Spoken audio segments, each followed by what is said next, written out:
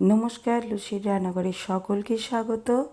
আজকে চলে এসেছি কাঁচা আমের প্লাস্টিক চাটনি রেসিপি নিয়ে। বন্ধুদের কাছে ভিডিওটা লাস্ট পর্যন্ত দেখার অনুরোধ রইল। তাহলে চলুন বন্ধুরা, দেখে নেওয়া যাক আজকের রেসিপি। আমি এখানে 3টে কাঁচা আম নিয়ে নিয়েছি। এখন আমগুলোকে খোসা ছাড়িয়ে পাতলা করে কেটে নিচ্ছি। দেখুন, ঠিক এইভাবে লম্বা লম্বা আর পাতলা করে কেটে নিয়েছি। এখন গ্যাসেতে একটা কড়া বসিয়ে দিচ্ছি। কড়াতে নিয়ে নিচ্ছি স্বাদ মতো চিনি।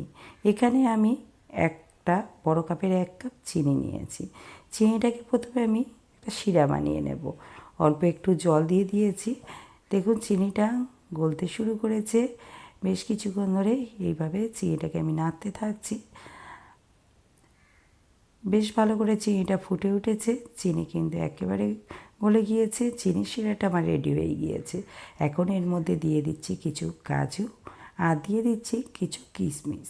কাজু কিশমিশটাকে কিছুক্ষণ ধরে ফুটিয়ে নিচ্ছি।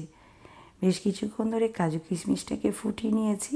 এখন এর মধ্যে দিয়ে দিচ্ছি 1 চিমটে লাল লঙ্কার গুঁড়ো। লাল লঙ্কার গুঁড়োটা দিলে চাটনিটার টেস্টটা বেশ ভালো আসে। আপনারা এটা নাও দিতে পারেন। লঙ্কার গুঁড়োটাকে দিয়ে একটু ফুটিয়ে নিলাম। এখন এর মধ্যে দিয়ে দিচ্ছি 1/2 চামচেরও একটু কম মৌরি। মৌরিটা দিলে চাটনির ফ্লেভারটা খুব ভালো আসে। এবারে দিয়ে দেব আগে থেকে কেটে রাখা আমগুলোকে। আমগুলো দিয়ে এখন আমি গ্যাসের ফ্লেমটাকে একেবারে লোতে করে দিয়েছি। আর এটাকে কিছুক্ষণ আমি ফুটিয়ে নেব। দিয়ে দিচ্ছি অল্প একটু লবণ। বেশ কিছুক্ষণ ধরে আমি আমগুলোকে ফুটিয়ে নিয়েছি। আমগুলো বেশ অনেকটাই নরম হয়ে গিয়েছে। এই অবস্থাতে আরও কিছুক্ষণ ফুটিয়ে নেব। দেখুন বন্ধুরা, চাটনিটা কত সুন্দর দেখতে হয়েছে।